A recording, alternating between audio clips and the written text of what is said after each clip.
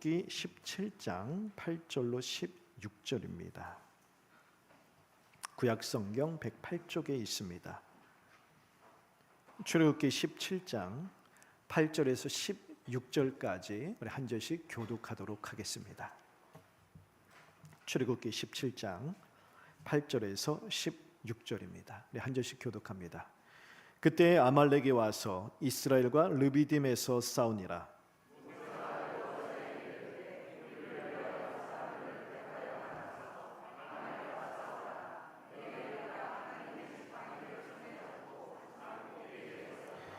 여호수아가 모세의 말대로 행하여 아말렉과 싸우고 모세와 아론과 훌은 산꼭대기에 올라가서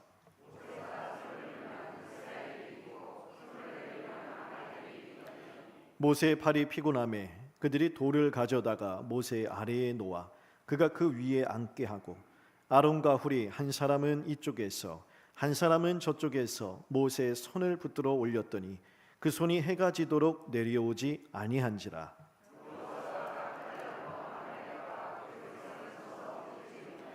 여호와께서 모세에게 이르시되 이것을 책에 기록하여 기념하게 하고 여호수아의 귀에 외워 들리라. 내가 아말렉을 없이 하여 천하에서 기억도 못하게 하리라. 함께 읽겠습니다. 이르되 여호와께서 맹세하시기를 여호와가 아말렉과 더불어 대대로 싸우리라 하셨다 하였더라. 아멘. 오늘 말씀은요, 이스라엘 백성이 출애굽한 후에 처음으로 전쟁을 치른 이야기입니다. 이스라엘 백성들이 르비딤이라는 지역에 머물러 있을 때 아말렉 족속이 와서 이스라엘을 공격합니다. 이 아말렉이 누군가 하면 창세기 36장 12절에 보잖아요. 그러면 아말렉을 이렇게 소개를 합니다. 에서의 아들 중 엘리멜렉이라는 사람이 있어요. 그 엘리멜렉이 첩에게서 얻은 아들, 그가 바로 아말렉이다라고 창세기 36장 12절에 기록을 하고 있습니다. 그렇게 따지면 아말렉이 에서의 후손이잖아요. 이스라엘은 에서의 동생인 야곱의 후손입니다. 그러니 이 둘은 형제지간이라 볼 수 있는 것이죠. 그런데 어떻게 아말렉이 이스라엘을 공격할 수 있었을까? 원래 이 당시 고대 근동에서는요, 물이 참 중요한 요소입니다. 물이 귀하잖아요. 이 중동의 지역에서는. 그래서 물, 이 수원지, 우물, 오아시스, 큰 시냇물 이런 것을 차지하기 위해서 오래전부터 크고 작은 이 민족들 간의, 족속들 간의 크고 작은 분쟁이 끊이지 않았습니다. 창세기 26장에서도 이삭이 그랄 땅에 거주할 때 우물을 파니까 그 그랄에 있는 사람들이 와서 우물을 빼앗죠. 옆으로 이동해서 또 우물 파니까 또 빼앗아요. 또 옆으로 가서 우물을 팝니다. 그만큼 이 물이 중요해요. 근데 오늘 우리가 읽은 말씀 창세기 17장 8절 이전에 보잖아요. 르비딤에서 이스라엘 백성들이 물이 없어서 하나님께 불평합니다. 자, 하나님께서 모세로 하여금 바위에서 물이 나오게 하세요. 그래서 목이 말라 하나님께 원망하던 이스라엘 백성들이 하나님 주신 그런 큰 이 물로 말미암아 갈증을 해소하는데, 단순히 갈증을 해소한 정도가 아니겠죠. 장정만 60만 명이면 적게는 가족을 다 포함하면 200만 명으로 추산할 수도 있고 많게는 300만 명이 넘을 수도 있어요. 이 많은 사람들이 이 줄인 목을 채울 수 있으려면 약수터에서 그냥 졸졸졸 나오는 그런 물로는 안 되는 것이죠. 그러니까 바위에서 물이 콸콸콸 흘러 넘쳤다라는. 그리고 그 물이 그냥 쑥 지나가고 땅으로 스며들고 나면 아무런 소용이 없잖아요. 저장이 돼야 되겠죠. 흘러 넘쳐야 되겠죠. 시냇가 정도는 이루어야 되겠죠. 큰 물줄기가 형성돼야 그 많은 민족, 그 많은 수 이스라엘 백성들이 줄인 목을 해결할 수 있는 거예요. 그러니 큰 시냇가 정도는 이루었다는 거예요. 소문이 삽시간에 퍼졌습니다. 저 이스라엘에 있는 르비딤에 오아시스가 생겼더라, 큰 샘물이 열렸더라, 물줄기가 생겨났더라. 그 소식을 듣고 르비딤에 아말렉이 먼저 와서 그 물을 차지하기 위해서 이스라엘을 공격했다라는 거예요. 물론 그럴 수도 있어요. 하지만 성경에는 그렇게 기록하지 않아요. 그냥 추정하는 것뿐이에요. 성경에 정확하게 아말렉이 이스라엘을 공격한 이유를 이렇게 설명합니다. 신명기 25장 17절과 18절 말씀이에요. 너희는 애굽에서 나오는 길에 아말렉이 내게 행한 일을 기억하라. 18절 같이 한번 읽어보겠습니다. 시작. 곧 그들이 너를 길에서 만나 하나님을 두려워하지 아니하였느니라. 모세가 이스라엘 2세대 다음 세대에게 이렇게 이야기하는 거예요.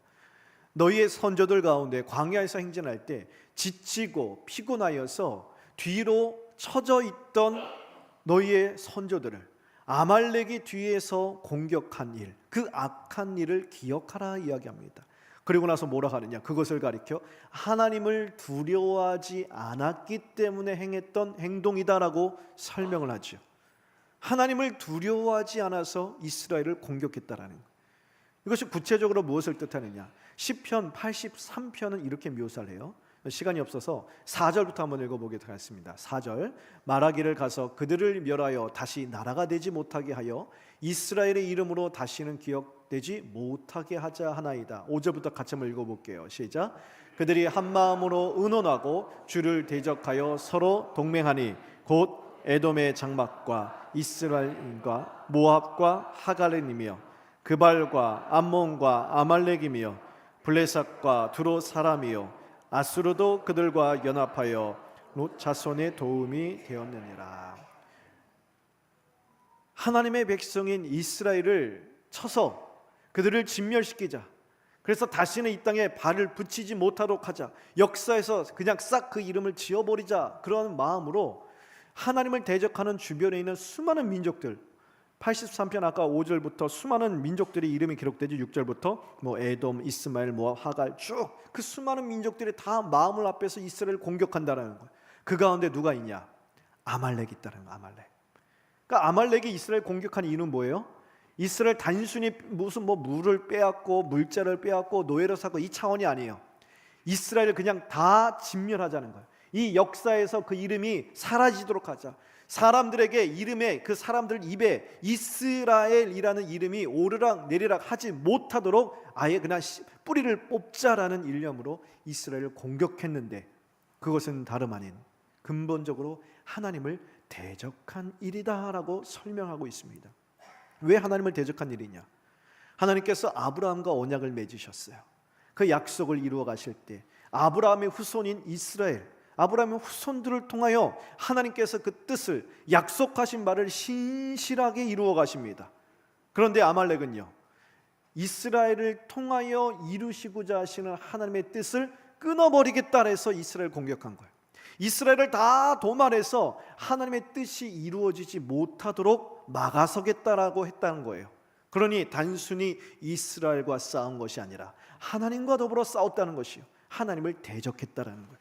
그래서 모세는 하나님을 두려워하지 않았다라고 설명하고 있는 것이죠. 그렇게 아말렉이 이스라엘을 공격했습니다. 첫 전쟁이 일어났습니다. 그리고 결과는요, 이스라엘이 크게 이깁니다. 그런데 오늘 말씀해 보잖아요. 이스라엘의 승리를 거두었어요. 그런데 16절에 뭐라고 기록을 하느냐? 16절 다시 한번 보세요. 여호와께서 맹세하시기를 여호와가 아말렉과 더불어 대대로 싸우리라 말씀하십니다. 하나님께서 아말렉과 더불어 대대로 싸우리라, 싸우실 것이라는 거예요. 계속 진행된다는 거예요. 이미 아말렉과 싸움이 끝났어요. 이스라엘이 크게 이겼단 말입니다. 근데 하나님 말씀하시길 이 전쟁은 끝나지 않은 싸움이다, 계속되는 싸움이라고 말씀하십니다. 그리고 이 하나님의 말씀대로 이스라엘 후손들은 대대로 아말렉과 더불어 싸움을 하게 됩니다. 이스라엘 역사를 보시면요, 정말로 이스라엘은 아말렉과 수차례 교전을 하게 되지요. 특히 사사 시대에 보면 사사기 3장에 모압왕 에글론이 이스라엘을 공격해서 무려 18년 동안 이스라엘을 억압하거든요. 그때 모압만 온 것이 아니에요. 암몬과 아말렉이 함께 쳐들어와요. 아말렉이 거기에 같이 이스라엘을 다 도말하고자 힘을 보탠 것이죠. 근데 하나님께서 그 가운데 에웃을 일으켜 세우시며 이스라엘을 건져내십니다. 또 사사기 6장과 7장에 보면 미디안 민족이 이번에 쳐들어오거든요. 7년 동안 이스라엘을 억압합니다. 그때 미디안과 함께 누가 올라오느냐? 아말렉이 와요. 또 아말렉이에요. 아말렉이 이스라엘과 함께 더불어 싸워서 그들을 억압하지만 하나님께서 기드온이라는 사사를 세우시며 이스라엘을 건져내십니다. 그리고 왕정 시대가 됩니다. 사무엘상 15장에 가면 이스라엘 왕 사울에게 하나님께서 말씀하세요. 가서 아말렉과 싸우라. 이스라엘과 아말렉 가운데 나라 대 나라 큰 전쟁이 일어나요. 하나님께서 사울에게 말씀하세요. 아말렉 사람들뿐만이 아니라 아말렉의 모든 것을 다 쳐서 진멸하라 말씀하세요. 그리고 전쟁에 나가서 사울이 크게 이겨요. 이스라엘이 이겨요. 그런데 사울 왕은 하나님의 말씀대로 행하지 않습니다. 아말렉 왕 아각을 산채로 사로잡아서 데리고 와요. 그리고 온갖 좋은 것들을 다 남겨서 가져옵니다. 이제 하나님께서 크게 진노하세요. 그래서 사무엘상 15장 11절에 이렇게 말씀하십니다. 같이 한번 읽어보겠습니다. 시작. 내가 사울을 왕으로 세운 것을 후회하노니 그가 돌이켜서 나를 따르지 아니하며 내 명령을 행하지 아니하였음이니라 하신지라. 사무엘이 근심하여 온 밤을 여호와께 부르짖으니라. 하나님께서 진노하세요. 사울을 버리겠다 하시는 거예요. 솔직히 좀 너무하지 않습니까? 하나님 명령 한 번 어겼다고 내치시는 거예요. 좀 사울이 불쌍해 보이기도 해요. 우리 마음이 사울 쪽 좀 기울어집니다. 하나님, 다 진멸하는 것도 좋지만 왕을 전쟁터에서 죽이는 것보다 산채로 끌고 와서 이스라엘 백성들이 보는 앞에서 죽이더라도 그때 죽이는 것이 이스라엘의 기세도 올라가고 주변 민족들에게 본때도 보여주고 다 좋고, 좋은 것들 다 진멸해도 좋은 것들을 좀 갖고 오면 하나님께 예배도 드리고 헌금도 드리고 성전도 짓고 나중에 또 또 이스라엘 백성들의 그런 삶의 질도 높여지고 다 좋은 것 아니겠어요? 하나님 좋으러가 할 일인데 왜 그렇게 책망하시고 진노하시는가? 우리가 하나님의 뜻을 제대로 알지 못하면 이렇게 하나님의 뜻을 오해하게 되고, 이런 진멸하라, 도륙하라 이런 말씀들이 우리 신앙에 다 걸림돌이 되어지는 거예요. 하나님이 남기지 말고 도륙하라 말씀하신 이유는 한 가지예요. 오늘 본문의 16절 말씀, 내가 아말렉과 더불어 대대로 싸우리라 하셨기 때문에 그래요. 아말렉은 대대로 하나님과 더불어 싸우는 악의 세력들이고 하나님의 원수라는 거예요. 그러니 그 악의 씨를 남기자 말라 말씀하신 거예요. 즉 이 전쟁은 단순한 싸움이 아니었어요. 하나님의 이름으로 하나님의 원수를 진멸하는 하나님의 거룩한 전쟁이었어요.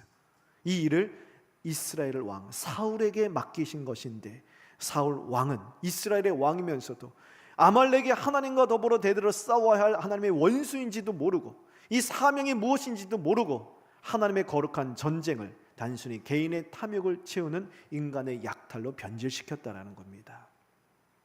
이후에 사울 때에도 또 아말렉과 교전이 일어납니다. 다윗이 사울의 눈을 피해서 광야에서 도망치다가 더 이상 피할 곳이 없자 블레셋 아기스 왕에게 피합니다.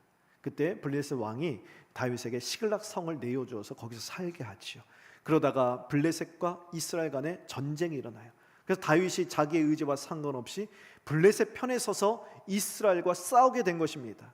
하지만 하나님께서 피할 길을 내어주셔서 다른 이 블레셋은 5개의 도시가 하나의 도시 체제예요. 5도시의 왕들이 하나의 그런 연합으로 이루어진 도시국가인데요, 그 한 5도시 중에 한 도시의 왕이 아기스 왕이에요.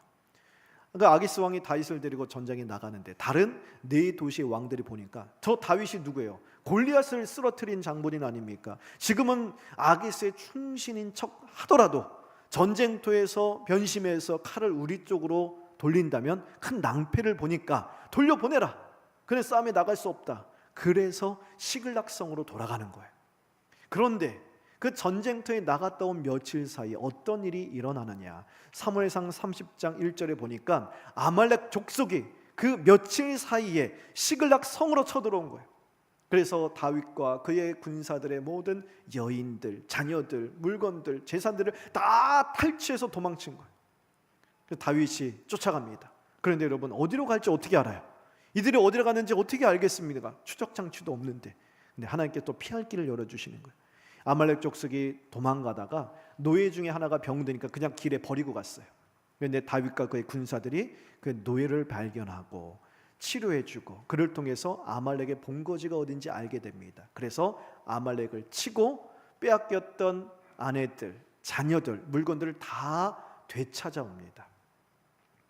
그리고 나서 분열 왕국 시대, 북왕국과 남유다 시대에도 또 아말렉과의 교전이 일어나요.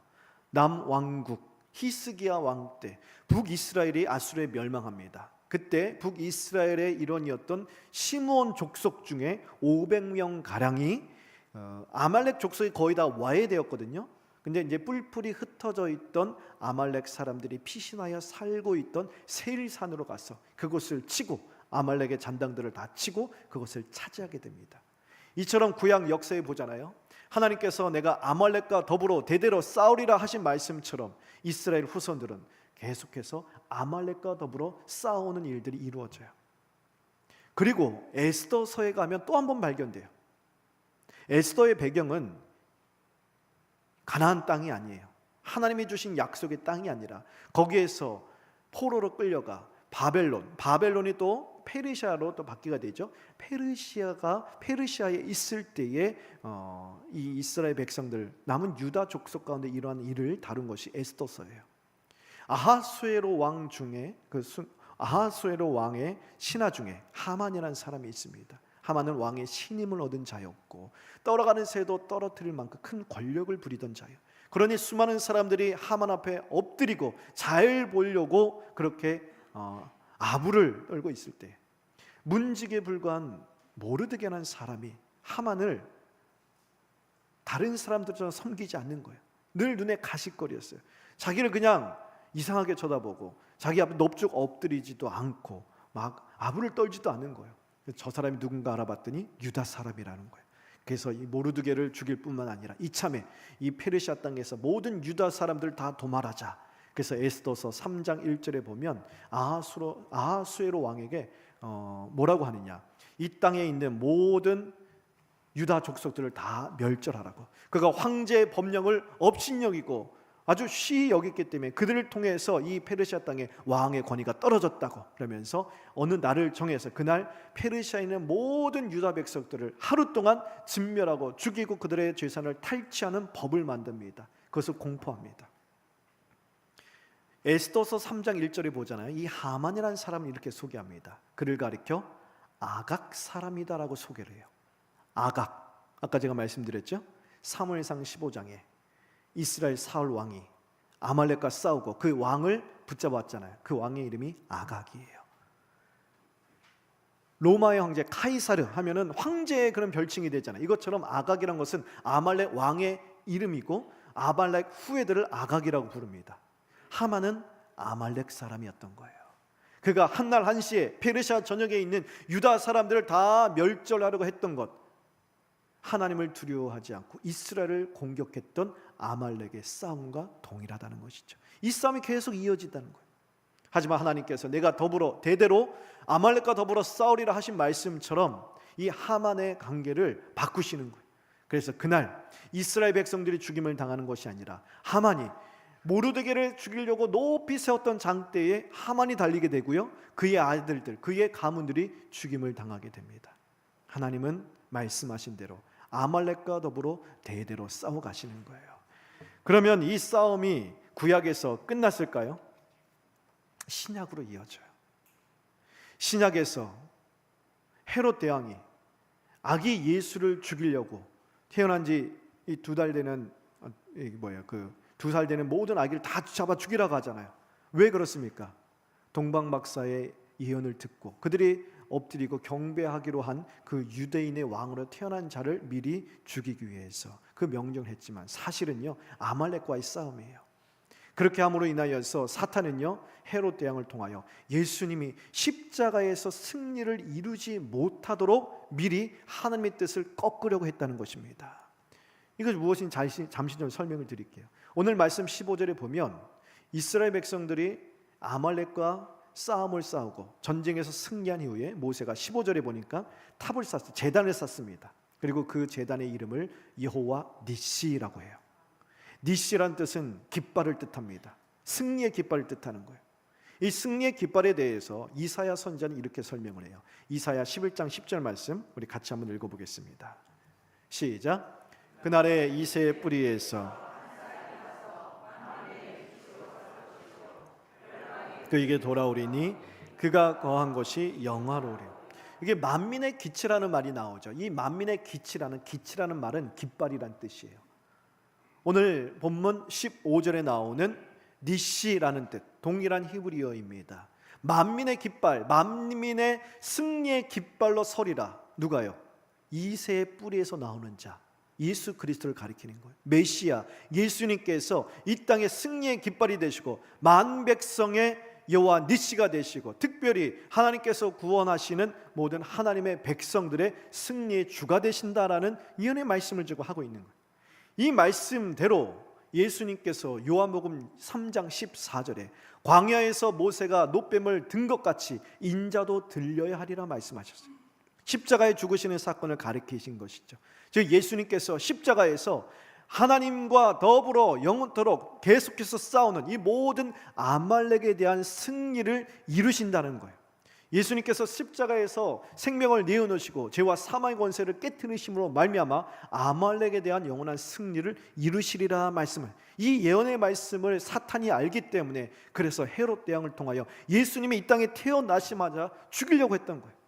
하나님의 뜻이 이루어지지 못하도록 막아섰다라는 거예요. 하지만 하나님은 아말렉과 더불어 대대로 싸우리라 말씀하셔 주셨잖아요. 그 말씀대로 사탄의 관계를 다 끊으시고 예수님께서 십자가의 길로 걸어 나가시고 십자가에서 생명을 내어 놓으심으로 창세기 3장 16절 말씀대로 여인의 후손으로서 뱀의 머리를 깨뜨리신 거예요. 사탄이 가지고 있는 죽음의 권세를 정복하시고 죄와 사망에 대한 승리를 이루어 주셨어요. 그래서 요한복음 3장 16절 말씀처럼 누구든지 그를 믿는 자마다 멸망하지 않고 영생을 얻는 길을 이루어 주셨다는 거예요. 이처럼 아말렉과의 싸움은요 계속됩니다. 언제까지 계속되냐? 예수님께서 이 땅에 다시 오시는 날까지 아말렉과의 전쟁은 계속됩니다. 그리고 오늘날 우리의 삶 가운데도 이 아말렉과의 전쟁이 계속되고 있어요. 우리도 날마다 아말렉과 싸우고 있습니다. 우리가 싸우고 있는 아말렉은 도대체 누구이고 무엇입니까? 그 아말렉은요 하나님의 백성을 미워하고 증오해서 이 세상에서 없애려는 세력이에요. 우리의 목숨을 막 죽이는 그런 세력이라고 보다는 우리의 영적인 생명을 끊어내려는 세력을 가리키는 거예요. 하나님의 자녀답게 살지 못하고 믿음대로 살지 못하고 하나님 앞에 가까이 나가지 못하도록 막아서는 세력들이에요. 그래서 우리 삶 가운데 하나님의 뜻이 이루어지지 못하도록 하나님을 대적하는 세력, 아말렉이라는 이름 뜻은 전쟁을 좋아하는 자라는 뜻이에요.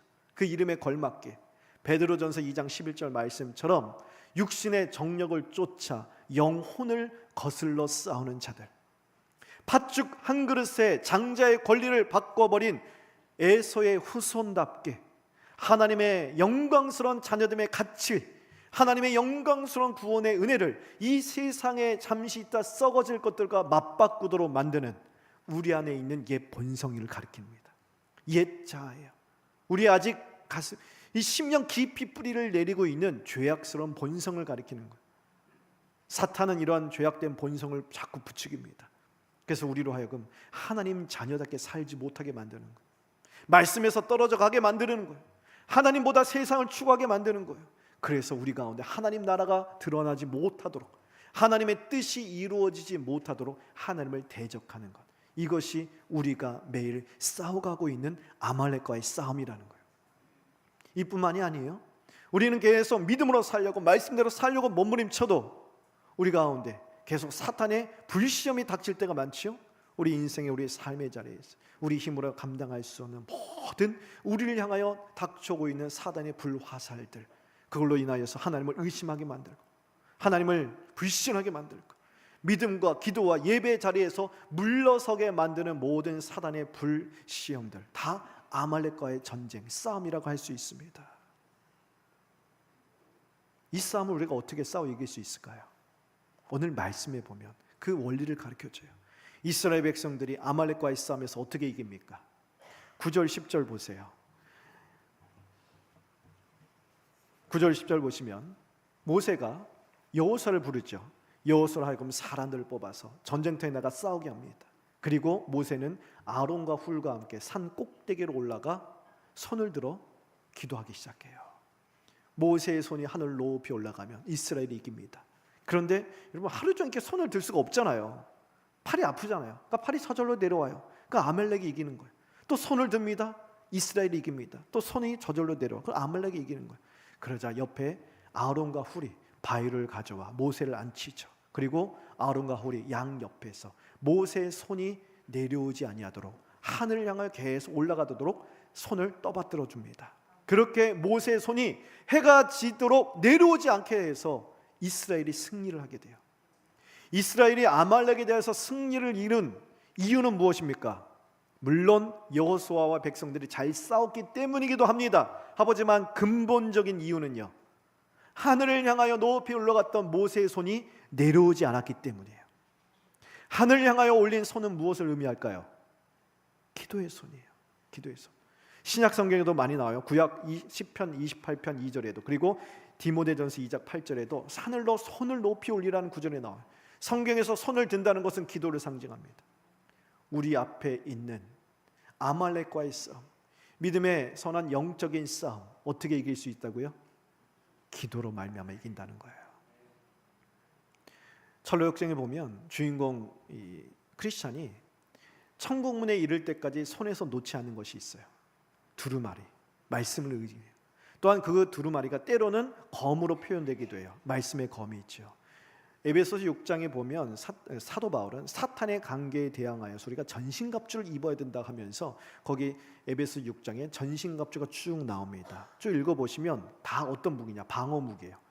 투구를 쓰라 해요, 흉패를 쓰라 해요, 허리띠, 신발, 다 공격무기예요, 방어무기예요? 방어무기예요. 유일하게 공격무기가 하나 나와요. 에베소 6장 17절에 말씀의 검을 붙들라는 거예요. 영적 전쟁, 아말렉과의 싸움에서 승리할 수 있는 유일한 무기는 말씀이라는 거예요. 그래서 이 크리스찬이 계속 말씀을 붙들고 두루마리를 붙들고 헤쳐나갑니다. 아볼론이 한 번은 앞을 가로막아요. 그래서 맞짱을 뜨게 돼요. 쉬운 말로 맞짱이라고 1대1로 전쟁을 치르는 거예요. 전투를 치르는데 그때 어떻게 이기느냐? 막 넘어져서 죽을 지경에 있는데 하나님의 손이 오늘 성가대 찬에서 선한 능력으로 그를 붙들어 주셔서 말씀의 검을 붙들고 찔러서 이겨서 앞으로 나아가요. 근데 또 뭐가 나오냐? 사망의 음침한 골짜기가 나와요.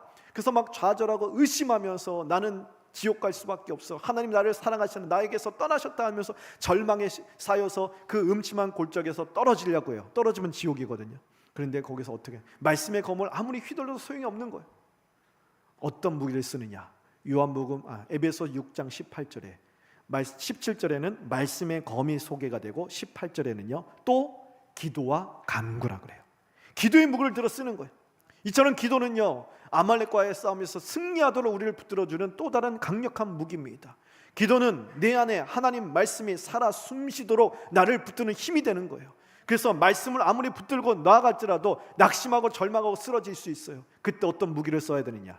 기도의 무기를 쓰는 거예요.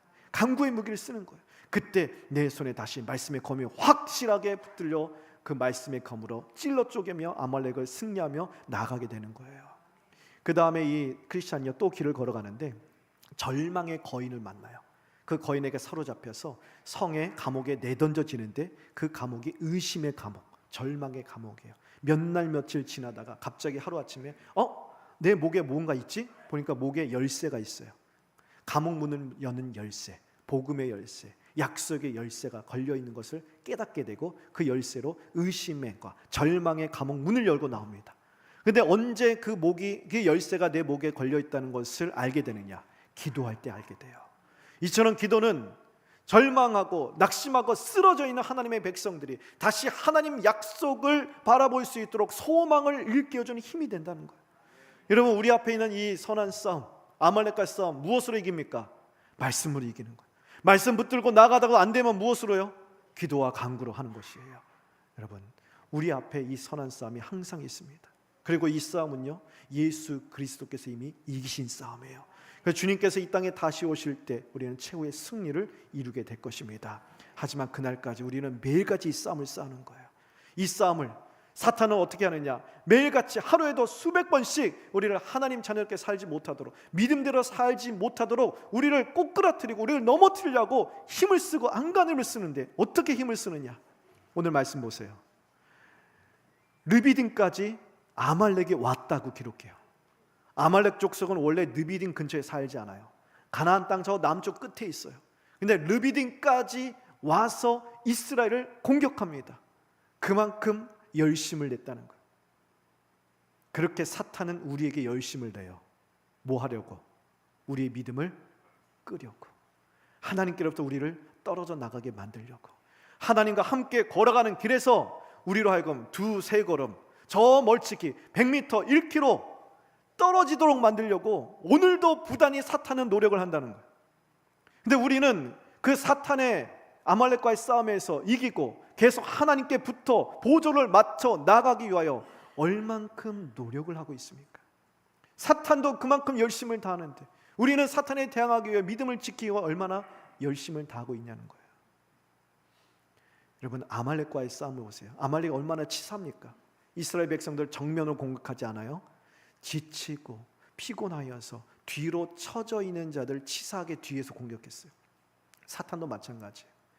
우리가 성령 충만할 때, 믿음으로 충만할 때, 그때보다 지칠 때, 연약할 때, 힘들 때, 우리 삶이 고단해서 조금 여유를 갖자, 내 신앙생활에 좀 방학을 주자, 여태까지 열심히 달려왔잖아, 한숨 쉬어도 되지 뭐, 조금 쉬었다 다시 하자, 내 자신에게 쉼을 주고 방학을 주고, 그래서 주님과의 관계에서 틈이 날 때, 주님과의 거리를 멀찍이 두고 따라 걸어갈 때, 그때 그 틈을 이어야 사탄은 우리를 공격한다는 거예요. 누가복음 22장에 보잖아요. 그러면 베드로가요, 예수님께서 너희 중에 나를 누가 하나 배반하고 너희 나를 떠나리라 할 때 베드로는요 호언장담했어요. 제자들은 다 주를 버릴지라도 나만큼은 끝까지 주를 따르겠다. 근데 누가복음 22장에 정확하게 뭐라고 묘사하느냐? 베드로가 겟세마네 동산에서 예수님이 붙잡히시고 뿔뿔이 흩어지고 베드로가 예수님을 따라갈 때 멀찍이 따라갔다라고 묘사를 해요. 멀찍이, 거리를 두고 멀리서. 그러자 어떻게 되느냐? 3번이나 예수님을 부인하게 되는 거예요. 우리도 마찬가지예요. 예배의 자리에서 내가 주를 위해 살겠습니다, 주의 말씀대로 순종하겠습니다, 내가 주를 위하여서 나에게 주신 사명을 다하며 살겠습니다, 우리는 호언장담할 수 있어요. 결단할 수 있어요. 아멘할 수 있어요. 하지만 주님과의 거리가 멀리 떨어지고 주님과의 관계에서 틈이 벌어지고 주님을 가까이 따라가지 아니하고 듬성듬성 따라간다면 우리도 베드로처럼 삶의 자리에서 넘어지게 되는 것입니다. 여러분, 우리 앞에 있는 아말렉과의 싸움 어떻게 싸웁니까? 말씀과 기도에는 답이 없습니다. 다시 신앙의 박차를 가하시게 되길 바랍니다. 틈을 내어주지 마세요. 여러분, 주님과의 관계에서는요 숨을 돌릴 여지가 없어요. 어제, 한 달 전, 아니 내가 청년 때 열심히 신앙생활하고 열심히 주님 붙들었, 이런 그걸로 평생 은혜 받고 살아가는 게 아니에요. 사탄은요 그 은혜의 불씨를 끌려고 매일같이 큰 물을 들이붓고 있다고요. 열심을 다하고 있다고요. 우리는 그보다 얼마나 더 주님께로 가까이 나아가기 위하여 열심을 다해야 하겠습니까? 여러분, 우리 앞에 승리의 깃발 대신 주님이 서 계세요.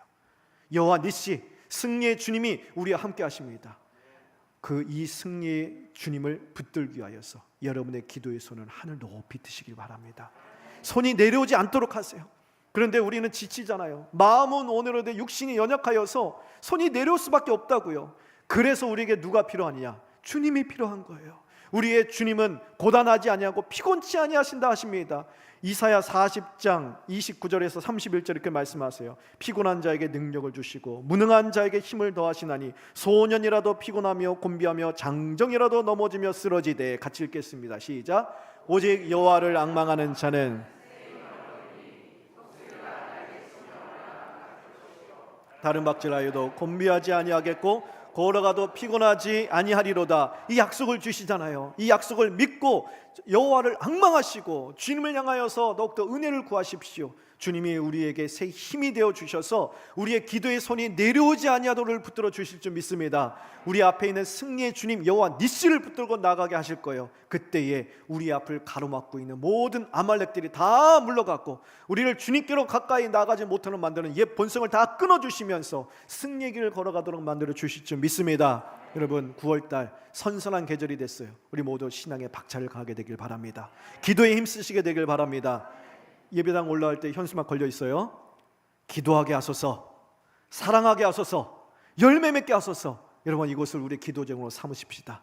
더욱더 기도의 시간, 수요 예배뿐만 아니라 금요 기도회, 또한 여러분의 삶 가운데 여러분의 각처의 기도의 자리에서 더욱더 기도에 힘쓰시고 특별히 셀 모임에 더욱 힘쓰시게 되길 바랍니다. 셀로 모이셔서 함께 기도하세요. 함께 서로에게 아론과 훌이 되어주세요. 예수님이 우리의 아론과 훌이 되어주셔서 기도의 손이 내려오지 아니하도록 해주시는 그 은혜를 가지고 서로에게 아론과 훌이 되어주셔서 함께 여호와 니시 승리의 주님을 바라보며 하나님을 향하여 기도의 손을 높이 올리고 함께 이 신앙의 싸움을 힘있게 싸워나가는 복된 셀이 되고 복된 성도들 되시고 복된 교회가 되기를 간절히 축원합니다.